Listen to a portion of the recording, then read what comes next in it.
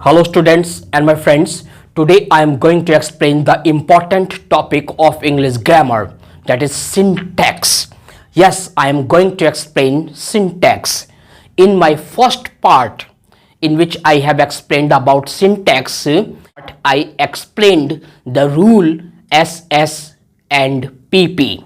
Yes, in my first part I explained the rule SSPP. If you have not seen that video, you must also watch that video so that you can understand the rule of SSPP.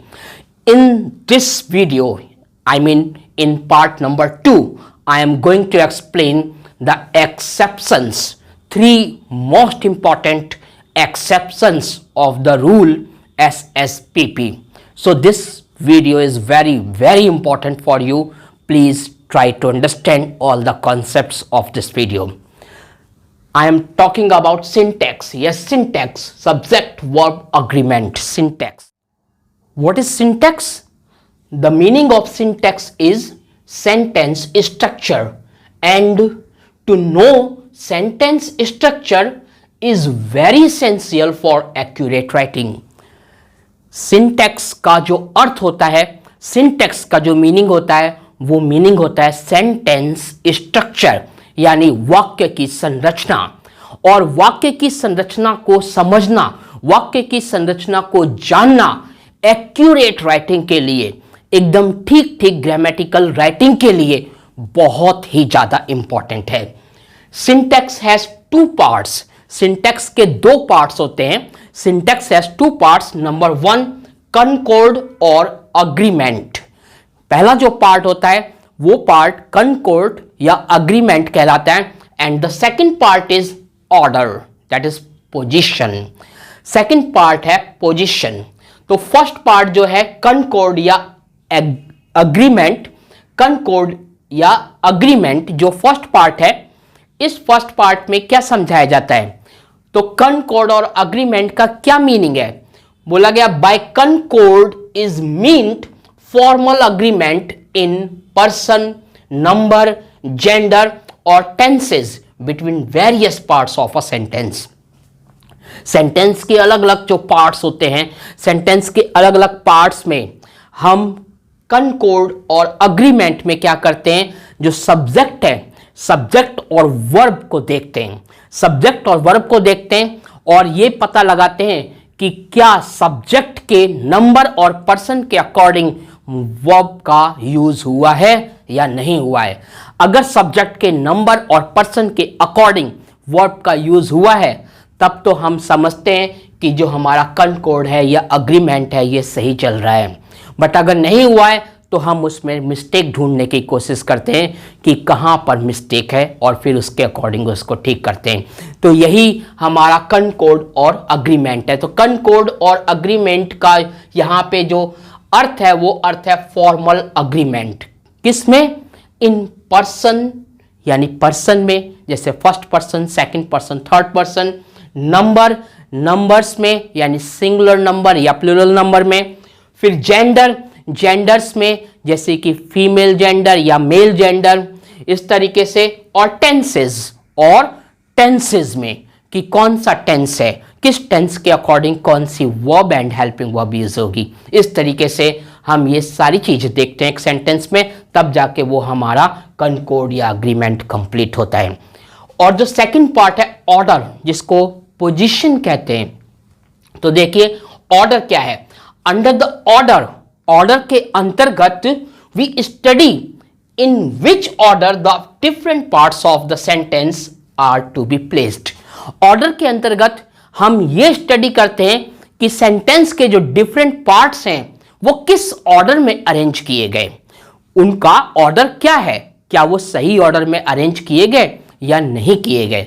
तो sentence के जो different parts होते हैं उनके order के बारे में हम सेंटेंसेस को जब पढ़ते हैं या पार्ट्स ऑफ स्पीच को जब पढ़ते हैं तो हम उन चीजों को समझ जाते हैं। बताया गया है कि when we study the parts of speech we will get complete information about the order।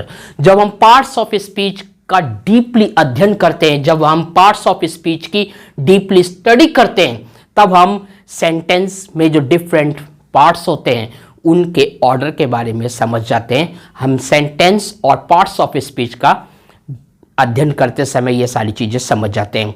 तो जब हम बात करते हैं सिंटैक्स की, तो सिंटैक्स में हम जनरली इसका जो फर्स्ट पार्ट है कंकॉर्ड और अग्रीमेंट, इसी पर ही विचार करते हैं। यानी कि हम विचार करते हैं सब्जेक्ट और वर्ब के बीच के अग्रीमेंट पर, यानी सब्जेक्ट वर्ब अग्रीमेंट पर हम विचार करते हैं हमारे टॉपिक सिंटैक्स में, जो कि ग्रामर का एक बहुत ही इंपॉर्टेंट टॉपिक है। और जितने भी जॉब ओरिएंटेड एग्जाम्स हैं उन सभी के लिए ये टॉपिक बहुत ही ज़्यादा इंपॉर्टेंट है। तो पिछले वीडियो में मैंने SSPP यानी सिंगुलर सब्जेक्ट के साथ सिंगुलर वर्ब और प्लूरल सब्जेक्ट के साथ प्लूरल वर्ब का आपको उसके बारे में बताया था।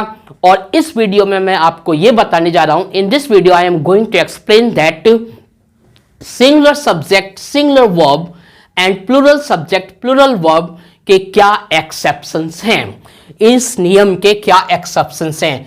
तो जो rule singular subject singular verb plural subject plural verb का जो रूल है, इस रूल में ये रूल एक कुछ खास जगह पे ही सीमित रहता है। यानी कि ये रूल कहां कहां अप्लाई होता है वो समझ लीजिए आप।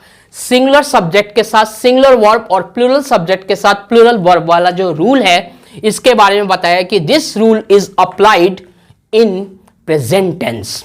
सिंगुलर सब्जेक्ट के साथ सिंगुलर वर्ब, प्लूरल सब्जेक्ट के साथ प्लूरल वर्ब, ये रूल प्रेजेंट टेंस में अप्लाई होता है। Present tense, present indefinite tense में भी अप्लाई होता है, प्रेजेंट कंटिन्यूस टेंस में भी अप्लाई होगा, प्रेजेंट परफेक्ट टेंस में भी अप्लाई होता है और प्रेजेंट परफेक्ट कंटिन्यूस टेंस में भी अप्लाई होता है ये रूल। फिर ये रूल पास्ट कंटिन्यूस टेंस में अप्लाई होता है, बिकॉज पास्ट कंटिन्यूस टेंस में जो हम ऑक्सिलरी वर्ब लेते हैं वो वॉज और वर लेते हैं। तो वॉज आती है सिंगुलर के साथ और वर आती है प्लूरल के साथ। इस तरीके से ये रूल पास्ट कंटिन्यूस में अप्लाई होता है। फिर उसके बाद ये SSPP का जो रूल है, ये आपका रूल वर्ब टू बी यानी is am are was were, is am are was verb के साथ जो सेंटेंसेस बनते हैं, सिंपल सेंटेंस, एकदम सिंपल सेंटेंसेस जो बनते हैं, उसमें भी ये रूल अप्लाई होता है आपका SSPP का रूल। और SSPP का रूल जो वर्ब आपकी हैव है, हैव वर्ब के साथ भी ये रूल अप्लाई होता है। यानी हैव वर्ब के भी दो पार्ट होते हैं, एक सिंगुलर हैज होता है, प्लूरल हैव होता है। तो जब ये हैव वर्ब प्रेजेंट टेंस में यूज हो रही होती है तब इसके दो पार्ट हो जाते हैं, एक हैज और एक हैव। पास्ट में इसका एक ही पार्ट रहता है हैड, इसलिए पास्ट की बात नहीं कर रहा मैं। ये जो हैव वर्ब जब प्रेजेंट में यूज होती है तब इस हैव वर्ब के साथ भी SSPP का रूल अप्लाई होता है। तो ये आपने देखा कि ये रूल इन कंडीशंस में अप्लाई होता है। और आज अभी मैं आपको ये बताने जा रहा हूं कि SSPP रूल के एक्सेप्शंस क्या हैं। तो स्वामी विवेकानंद जी ने भी ये कहा था कि एक्सेप्शंस आर एवरीवेयर। यानी कि एक्सेप्शंस क्या होते हैं, जो रूल को फॉलो नहीं करते और रूल को फॉलो ना करके जो डिफरेंट होते हैं वो होते हैं एक्सेप्शंस। यानी कि अगर कोई रूल बना हुआ है, उस रूल को जो चीज फॉलो नहीं कर रही है वो एक्सेप्शंस कहलाती है। तो एक्सेप्शंस जिसे हिंदी में कहते हैं अपवाद, तो एक्सेप्शंस आर एवरीवेयर, अपवाद तो हर जगह होते हैं। इसी टाइप से ग्रामर के रूल्स में भी एक्सेप्शंस होते हैं। तो यहां पे 3 मोस्ट इंपॉर्टेंट एक्सेप्शंस की बात करने जा रहा हूं मैं इस सिंटैक्स से, जो SSPP रूल के एक्सेप्शन हैं। इस सिंटैक्स के अंदर मैं 3 मोस्ट इंपॉर्टेंट एक्सेप्शंस की बात करने जा रहा हूं related to the rule SSPP rule. Okay, SSPP rule के 3 मोस्ट इंपॉर्टेंट एक्सेप्शंस की बात करूंगा। तो जो पहला एक्सेप्शन है वो है डेयर नॉट और नीड नॉट का। डेयर नॉट और नीड नॉट, तो डेयर नॉट और नीड नॉट ये क्या है? ये डेयर नॉट और नीड नॉट ये मॉडल वर्ब्स हैं। मॉडल वर्ब्स, मॉडल वर्ब्स क्या होती हैं? मॉडल ऑक्सिलरीज इनको बोलते हैं, जैसे may, might, can, could, should, would, ये सब मॉडल ऑक्सिलरीज है। इसी टाइप से डेयर नॉट और नीड नॉट ये भी मॉडल ऑक्सिलरीज हैं। तो ये मॉडल ऑक्सिलरीज हैं। आपको पता है कि मॉडल ऑक्सिलरीज में क्या होता है, जैसे कैन अगर एक मॉडल ऑक्सिलरी है, या मे अगर एक मॉडल ऑक्सिलरी है, या कुड एक मॉडल ऑक्सिलरी है, या वुड एक मॉडल ऑक्सिलरी है तो इसके साथ फर्स्ट फॉर्म ऑफ वर्ब का यूज होता है, फर्स्ट फॉर्म ऑफ वर्ब का यूज होता है। तो फर्स्ट फॉर्म ऑफ वर्ब का यूज होता है, तो जो फर्स्ट फॉर्म ऑफ वर्ब हैं ये आपकी प्रिंसिपल वर्ब होती हैं, यानी मेन वर्ब का काम करती हैं, एमवी का प्रिंसिपल वर्ब यानी पीवी। तो ये प्रिंसिपल वर्ब या मेन वर्ब भी बोल सकते हो। तो जो फर्स्ट फॉर्म ऑफ वर्ब है ये प्रिंसिपल वर्ब यानी मेन वर्ब का काम करती है। और जो मॉडल ऑक्सिलरीज हैं, ये मॉडल ऑक्सिलरीज ये ऑक्सिलरीज हैं, यानी एक हेल्पिंग वर्ब की तरह काम आती हैं। ये हेल्प करती हैं प्रिंसिपल वर्ब की। और इन मॉडल ऑक्सिलरीज की ये विशेषता है कि ये मॉडल ऑक्सिलरीज सब्जेक्ट के नंबर और पर्सन और उसके जेंडर के अकॉर्डिंग काम नहीं करती। ये सब्जेक्ट के नंबर के अकॉर्डिंग काम नहीं करती, ये सब्जेक्ट के जेंडर के अकॉर्डिंग काम नहीं करती, और ये सब्जेक्ट के पर्सन के अकॉर्डिंग काम नहीं करती। तो यहां पे क्योंकि नीड नॉट और डेयर नॉट, नीड नॉट और डेयर नॉट भी इन्हीं की तरह मॉडल ऑक्सिलरीज हैं, तो नीड नॉट और डेयर नॉट भी सब्जेक्ट के नंबर, पर्सन और जेंडर के अकॉर्डिंग काम नहीं करती, यानी वर्ब से अपना एग्रीमेंट नहीं बनाती हैं। तो वर्ब और सब्जेक्ट का अग्रीमेंट नहीं होता मॉडल ऑक्सिलरीज के बीच में। इनका एक ही रूल है कि इन सब के साथ फर्स्ट फॉर्म ऑफ वर्ब का यूज होता है, और अगर मॉडल ऑक्सिलरीज के साथ में हैव लगा हो तो उसके बाद में थर्ड फॉर्म ऑफ वर्ब का यूज होता है। या फिर मॉडल ऑक्सिलरीज अगर पैसिव में यूज हो तो इनके बाद बी और बी के बाद third form of verb use होता है। लेकिन अगर ये ऑर्डिनरी मॉडल ऑक्सिलरीज हैं और फिर मॉडल ऑक्सिलरी के रूप में, मॉडल वर्ब के रूप में सेंटेंस में आती हैं, तो हमेशा फर्स्ट फॉर्म ऑफ वर्ब को फॉलो करती हैं।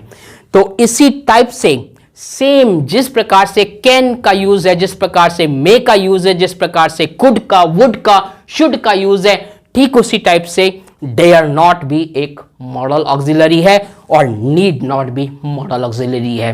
तो जब ये मॉडल ऑक्सिलरी के रूप में काम आती हैं तो समझ लेना ये मेन वर्ब नहीं है, ये एक ऑक्सिलरी वर्ब्स, एक ऑक्सिलरी वर्ब है, यानी कि ये एक हेल्पिंग वर्ब की तरह काम करती है। तो सेंटेंस देखिए, he need not go there. अब जिस प्रकार से he can not go there होता है, वैसे ही यहां पे he need not go there है, यानी कि कैन आपका एक ऑक्सिलरी वर्ब है और नॉट नेगेटिव वर्ड है, तो कैन नॉट फिर फर्स्ट फॉर्म ऑफ वर्ब आती है। ठीक उसी टाइप से यहां पे ये मॉडल ऑक्सिलरी है नीड नॉट। तो ही नीड नॉट गो देयर, यानी नीड नॉट के बाद फर्स्ट फॉर्म ऑफ वर्ब आएगी। तो ही नीड नॉट गो देयर, उसे वहां जाने की आवश्यकता नहीं है। सेकंड सेंटेंस देखिए, she dare not oppose your proposal. She dare not oppose your proposal, वह तुम्हारे प्रपोजल के खिलाफ जाने की हिम्मत नहीं कर सकती।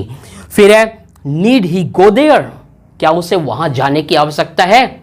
जैसे हम कहते हैं कैन यू गो देयर, क्या आप वहां जा सकते हैं, तो कैन पहले लगा दिया ना हमने सब्जेक्ट से। ठीक उसी टाइप से नीड यहां जब क्वेश्चन वाला सेंटेंस हो, यानी इंटेरोगेटिव सेंटेंस हो, या आप इंट्रोगेटिव बोल सकते हो, इंट्रोगेटिव सेंटेंस हो तो नीड स्टार्टिंग में आ जाएगा, यानी सब्जेक्ट के आगे आ जाएगा। तो ही सब्जेक्ट है तो उसके आगे नीड आ गया कि नीड ही गो देयर, क्या उसे वहां जाने की आवश्यकता है। फिर डेयर सी अपोज यू, क्या वह तुम्हारे खिलाफ जाने की हिम्मत कर सकती है, या क्या वह तुम्हारी खिलाफत कर सकती है। इस तरीके से यहां पे नीड और डेयर ये वर्क कर रहे हैं। अब नीड नॉट और डेयर नॉट ये आपकी मॉडल ऑक्सिलरी है। फिर आप कहोगे कि जब नीड और डेयर आगे आए क्वेश्चन में, यानी इंटेरोगेटिव सेंटेंस में, तो नॉट तो नहीं लगा उनके साथ। यस, नॉट नहीं लगा, क्योंकि ये दो तरीके से यूज होती है मॉडल ऑक्सिलरी में। नीड नॉट और डेयर नॉट का दो तरीके से यूज होता है। आपको ये ध्यान रखना है कि generally in negative and interrogative sentences dare and need are used as models. Generally आमतौर पर नेगेटिव सेंटेंसेस में, और जब नेगेटिव सेंटेंसेस में होगा तो नीड के साथ नॉट जुड़ेगा, नेगेटिव सेंटेंसेस में डेयर होगा तो डेयर के साथ नॉट जुड़ेगा। ठीक है, तो नेगेटिव सेंटेंसेस में ये यूज होती है, और इंटेरोगेटिव सेंटेंसेस में इनका यूज होता है।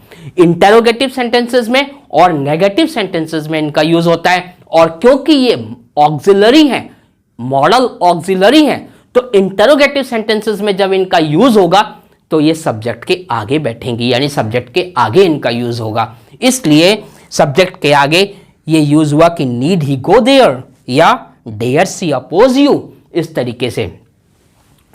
अब देखिए एक और दो सेंटेंसेस और है एग्जाम्पल। देखिए, one need not write anything to him. One need not write anything to him. किसी को तुम्हें कुछ भी लिखने की आवश्यकता नहीं है। किसी को मतलब वन, यहां पे किसी एक व्यक्ति की बात हो रही है कि किसी एक व्यक्ति की बात हो रही है, किसी को तुम्हें कुछ लिखने की आवश्यकता नहीं है। फिर सेकंड एग्जाम्पल देखें, He dare not speak like this. वह इस तरीके से बोलने की हिम्मत नहीं कर सकता। तो आपने देखा नीड नॉट और डेयर नॉट का यूज, नीड नॉट और डेयर नॉट का यूज आपने देखा। अब ध्यान दीजिए, when dare and need are not modal verbs। अब मैं आपको यह बताने जा रहा हूं, जब डेयर और नीड मॉडल वर्ब्स नहीं होती हैं तो क्या होता है, समझिएगा। इनका एग्जाम्पल मैं आपको देता हूं। सेंटेंस एक लिया मैंने कि वह तुमसे कुछ कहने की हिम्मत नहीं करती है, तो सी। फिर आपने देखा सेंटेंस कौन सा है, प्रेजेंट इंडेफिनिट टेंस का सेंटेंस है और नेगेटिव सेंटेंस है। तो सी अगर सब्जेक्ट है तो शी के साथ डज और नॉट लगेगा, डज नॉट लगेगा। तो आप क्या लिखोगे, शी डज नॉट। फिर सी डज नॉट और डज नॉट के बाद हिम्मत की बात हो रही है तो डेयर लगा दो, सी डज नॉट डेयर, तुमसे कुछ कहने की, यानी वह तुमसे कुछ कहने की हिम्मत नहीं करती है। तो she does not dare to say something to you. ये आपने सेंटेंस देखा कि she does not dare to say something to you, वह तुमसे कुछ कहने की हिम्मत नहीं करती है। तो अब इस सेंटेंस पे बहुत गौर कीजिए और समझिए कॉन्सेप्ट को। यहां पे डू नॉट या डज नॉट आता है हेल्पिंग वर्ब के रूप में नेगेटिव सेंटेंसेस में, ठीक है।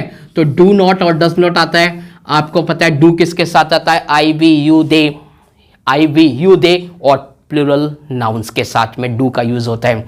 बट सी, ही, इट और सिंगुलर नाउन्स के साथ में डज का यूज होता है। ये रूल है प्रेजेंट इंडेफिनिट टेंस का। तो यहां पे सी के साथ डज आ गया। अब जो हेल्पिंग वर्ब है डू या डज, नेगेटिव में डू या डज के बाद नॉट लगाते हैं, तो हमने इसके साथ डज के साथ नॉट लगा दिया क्योंकि सेंटेंस हमने नेगेटिव बोला था।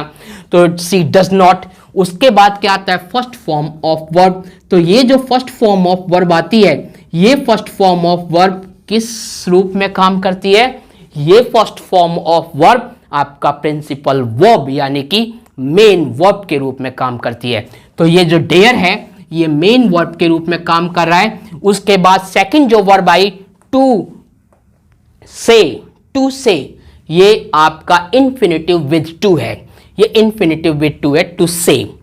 तो आपने क्या देखा, आपने ये देखा कि जो प्रेजेंट इंडेफिनिट टेंस के नेगेटिव सेंटेंस का जो पैटर्न है वो पैटर्न ये होता है कि सब्जेक्ट प्लस हेल्पिंग वर्ब में डू या डज में से कोई एक आता है, और प्लस नॉट, और प्लस आपका मेन वर्ब यानी प्रिंसिपल वर्ब, फिर ऑब्जेक्ट, और अगर डबल वर्ब है या इन्फिनिटिव है तो वो इसी वर्ब के बाद आ जाएगा, फिर ऑब्जेक्ट आ जाएगा। तो यहाँ पे first form of verb dare, यहाँ पे डेयर आपका मॉडल वर्ब नहीं है, डेयर आपका प्रिंसिपल वर्ब है, मेन वर्ब है। तो डेयर प्रिंसिपल वर्ब है, मेन वर्ब है। आप इसको मैं सिंगल एक वर्ब के रूप में सेंटेंस का एग्जांपल देता हूं, जैसे सी गोज, वह जाती है, सी गोज वह जाती है, या मैं ये बोलूं सी प्लेज, वह खेलती है, ठीक है। ये आपने देखा वर्ब प्ले। अब प्ले वर्ब आ गया, प्ले के साथ एस लग गया। उसी टाइप से डेयर मैं लेता हूं कि शी डेयर्स, आगे डॉट डॉट, मैंने समझ लो सेंटेंस को कंप्लीट नहीं किया, जो मैं कहना चाह रहा हूं बस इतना ही मैंने यूज किया, शी डेयर्स। तो शी सब्जेक्ट के बाद singular verb, singular subject singular verb. तो डेयर में क्या लग गया, एस लग गया। जैसे सी प्ले, प्ले में एस लग गया, सी प्लेज, वैसे ही डेयर के साथ भी एस लग गया, सी डेयर्स, सी डेयर्स। तो आपने क्या देखा, जब ये डेयर मॉडल वर्ब नहीं होती है तो ये मेन वर्ब के रूप में होगी, तो ये सिंगुलर सब्जेक्ट के साथ सिंगुलर वर्ब की तरह ट्रीट करेगी। लेकिन जब ये मॉडल वर्ब होगा, डेयर नॉट या नीड नॉट, जब मॉडल वर्ब्स होंगे तो ये मॉडल वर्ब की तरह ट्रीट करेंगे। और मॉडल वर्ब का ये रूल है कि मॉडल वर्ब सब्जेक्ट के नंबर, पर्सन, जेंडर के अकॉर्डिंग काम नहीं करती, वो सबके साथ एक जैसे रूल के अकॉर्डिंग रहती है।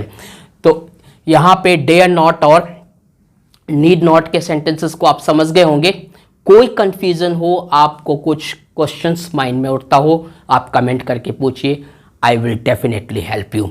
तो देखिए ये कॉन्सेप्ट आपका कंप्लीट हुआ, यानी एक्सेप्शन नंबर 1 जिसमें डेयर नॉट और नीड नॉट का मैंने बताया आपको रूल। डेयर नॉट और नीड नॉट के लिए singular subject singular verb, plural subject plural verb का रूल फॉलो नहीं होता है। ठीक है, ये बात आप समझ गए। क्यों नहीं होता? क्योंकि डेयर नॉट और नीड नॉट ये आपके मॉडल वर्ब्स के रूप में काम करते हैं। या डेयर अकेला होगा या नीड अकेला होगा तब भी वो मॉडल वर्ब के रूप में काम करेगा, बट किस सेंटेंस में? इंटेरोगेटिव सेंटेंसेस में, यानी क्वेश्चन वाले सेंटेंसेस में। तो ये इन एग्जांपल्स से आप समझ गए।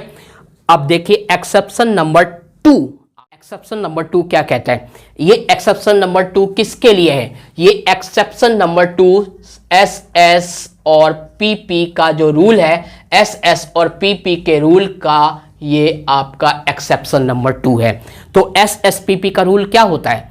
एस और पीपी का जो रूल है वो ये है कि सिंगुलर सब्जेक्ट तो सिंगुलर वर्ब, प्लूरल सब्जेक्ट तो प्लूरल वर्ब, ये रूल है। But subjunctive mood of verb इस रूल को फॉलो नहीं करता। इस रूल का ये एक्सेप्शन है, इस रूल का ये एक्सेप्शन है। अब आपके माइंड में एक क्वेश्चन भी आ रहा होगा कि सब्जंक्टिव मूड ऑफ वर्ब होता क्या है? तो सब्जंक्टिव मूड ऑफ वर्ब क्या होता है? सब्जंक्टिव मूड ऑफ वर्ब कोरी कल्पना होती है। कोरी कल्पना, काश में ये होता, काश में अमर होता, इस तरीके की कोरी कल्पना, काश में इस पूरे ब्रह्मांड का सबसे अमीर आदमी होता, इस तरीके से कोरी कल्पना या असंभव शर्त, कोई असंभव शर्त यानी इम्पॉसिबल कोई कंडीशन हो, तो उन बातों को subjunctive mood of verb express करता है। यानी subjunctive mood of verb supposition होता है, सपोजिशन। अब सब्जंक्टिव मूड ऑफ वर्ब को कैसे डिफाइन कर सकते हो आप? तो the subjunctive mood is one of 3 moods in English grammar. English grammar के 3 moods में से ये एक मूड है। The subjunctive mood is for expressing wishes, suggestion और desires and is usually indicated by an indicative verb such as wish or suggestion. This is the definition of subjunctive mood of verb. ये subjunctive mood of verb की definition है। तो subjunctive mood of verb की definition आपने देखी। अब आपको क्या करना है? अब आपको subjunctive mood of verb का अगर केस हो, यानी supposition का अगर केस हो, तो आपको ये याद रखना है कि कैसे हम सिंगुलर सब्जेक्ट के साथ किस टाइप की वर्ब का यूज करते हैं और प्लूरल सब्जेक्ट के साथ किस टाइप की वर्ब का यूज करते हैं। तो ये जो रूल है सपोजिशन के केस में, यानी सब्जंक्टिव मूड ऑफ वर्ब के केस में, उसमें हम एसएसपीपी का रूल फॉलो नहीं करते हैं। हम जो रूल फॉलो करते हैं वो ये रूल है कि सिंगुलर सब्जेक्ट प्लूरल वर्ब और प्लूरल सब्जेक्ट प्लूरल वर्ब, यानी प्लूरल सब्जेक्ट के साथ तो प्लूरल वर्ब आ ही रही है, बट सिंगुलर सब्जेक्ट के साथ भी प्लूरल वर्ब आएगी। फॉर एग्जाम्पल देता हूं मैं, जैसे I wish I were a king. पहला एग्जाम्पल है I wish I were a king. ये आपने एक कल्पना कर ली, I wish I were a king, काश मैं राजा होता। एक और एग्जाम्पल देखिए, I wish it were possible. I wish it were possible. I wish it were possible. काश यह संभव होता। मान लीजिए कोई असंभव चीज है जो हो नहीं रही, तो आप उसके लिए कल्पना कर रहे हो कि काश ये संभव होता। और एग्जाम्पल देखिए, I wish I were immortal. I wish I were immortal. I wish I were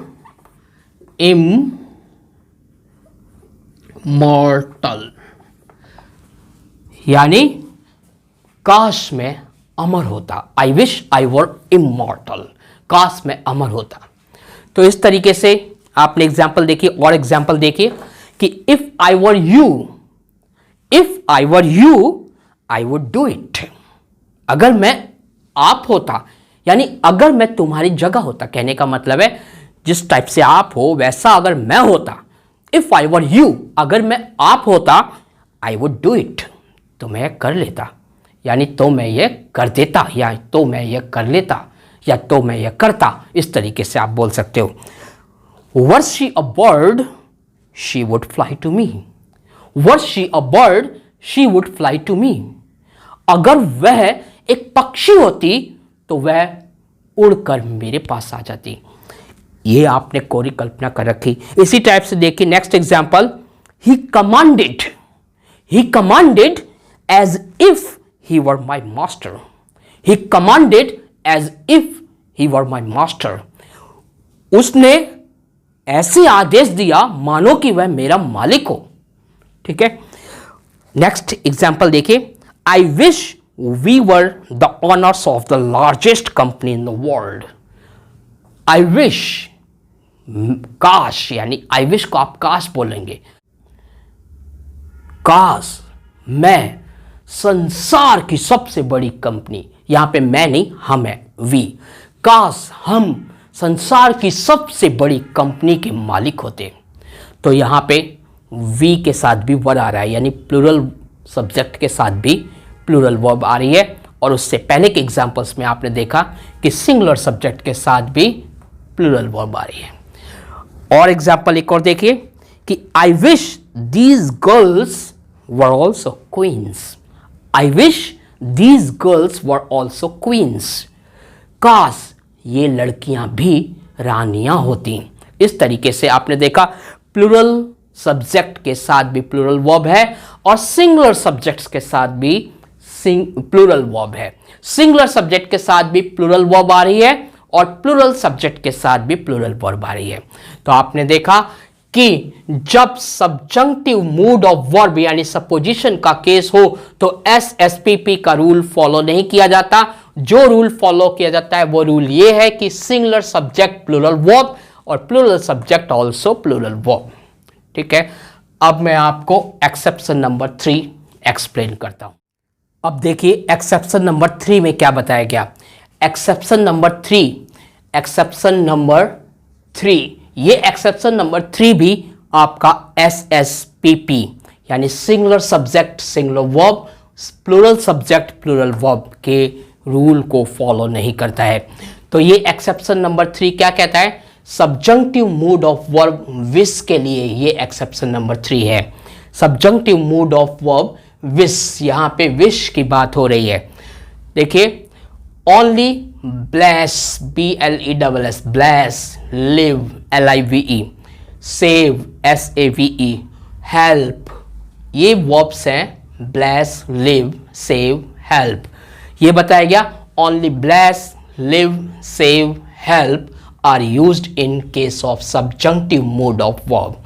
subjunctive mood of verb का जो केस है इसमें केवल यही वर्ब्स हैं, कौन सी, ब्लेस लिव सेव और हेल्प, केवल इन्हीं वर्ब्स का यूज किया जाता है। देखिए ब्लेसिंग्स माने होता है आशीष देना, आशीर्वाद देना, ब्लेसिंग्स। विश या डिजायर का मतलब इच्छा या कामना और होप का मतलब आशा। तो इन तरीके की फीलिंग्स यहाँ पे निकलती हैं। जैसे फर्स्ट एग्जांपल देखिए, God save the king, God save the king, भगवान राजा की रक्षा करे। यहां पे गॉड सिंगुलर है because God is only one in the whole universe. in the whole universe, in the entire universe, there is only one God. अब one God है तो वन चीज सिंगुलर होती है. अब गॉड सिंगुलर है तो सिंगुलर वर्ब होनी चाहिए, but verb is not singular. So you can see that this exception third does not follow the rule of SSPP. तो गॉड सेव द किंग, भगवान राजा की रक्षा करे. ऐसी second example, God bless you, God bless you. Second example हो गया. Third example, God help you, God help you. ऐसे आप फोर्थ एग्जाम्पल देखिए. फोर्थ एग्जाम्पल है long live the king, long live the king, long live the king. ऐसे एक और example लीजिए. Fifth example, long live our friendship, long live our friendship. हमारी दोस्ती खूब चले, यानी हमारी दोस्ती की आयु खूब लंबी हो. Long live our friendship.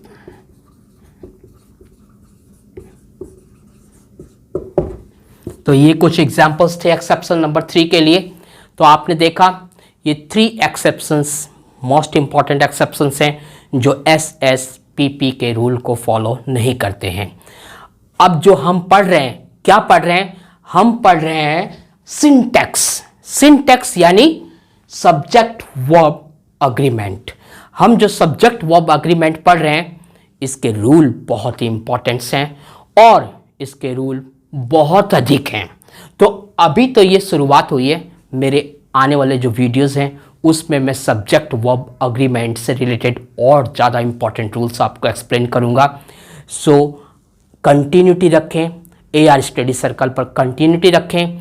मेरे वीडियोस का जो नोटिफिकेशन से आपको मिल सके, इसके लिए आप चैनल को सब्सक्राइब कीजिए और इस वीडियो को और दूसरे वीडियोस जो भी आप देखते हैं उनको शेयर कीजिए अपने फ्रेंड्स में, अपने जानने वालों में, ताकि ये नॉलेज सब तक पहुँचे. Thanks for watching this video.